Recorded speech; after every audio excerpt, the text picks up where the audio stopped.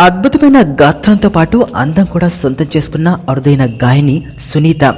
అయితే ఈ మధ్య సునీత పేరు మీడియాలో తెగ వినిపిస్తోంది.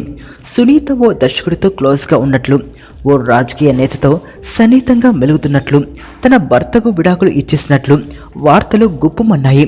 ఇంతకుముందు ఓ ఇంటర్వ్యూలో వీటిపై స్పందించిన సునీత తాజాగా ఇచ్చిన ఇంటర్వ్యూలో మళ్ళీ క్లారిటీ ఇచ్చింది. గత 6 ఏళ్లుగా తన భర్తతో దూరంగా ఉంటున్నానని, అయితే విడాకులు తీసుకోలేదని చెప్పింది.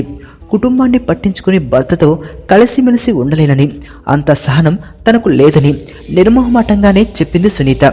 అయితే ఎవరితోనూ ఎఫ్ఐఆర్లు నడపడం లేదని, నేను నవ్వుతూ ఉండటం చూడలేని కొంతమంది పుట్టిస్తున్న ఈ వార్తలు మొదట తనను బాగా బాధించేసేవని, ఒక్కొక్కసారి ఏడుపు కూడా వచ్చేదని, అయితే తాను రాను రాను ఇలాంటి రూమర్స్కు ఫీల్ అవ్వాల్సిన అవసరం లేదని, నేను ఇలాంటి వ్యక్తినో నా మనసు తెలుసని, ఇంకా ఎవరికీ సమాధానం చెప్పాల్సిన అవసరం లేదనిపించిందని చెప్పుకొచ్చింది.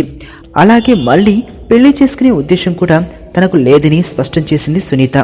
ఇటీవలే రాగం అనే షార్ట్ ఫిల్మ్లో కూడా నటించింది సునీత. దీనికి మంచి రెస్పాన్స్ వచ్చింది. మరణం దేహానికే గాని ఆత్మకు కాదని భగవద్గీత చెప్తుంది. మనిషి బరువెంతున్న మరణానంతరం 21 గ్రాములు తగ్గుతుందని సైన్స్ చెబుతుంది.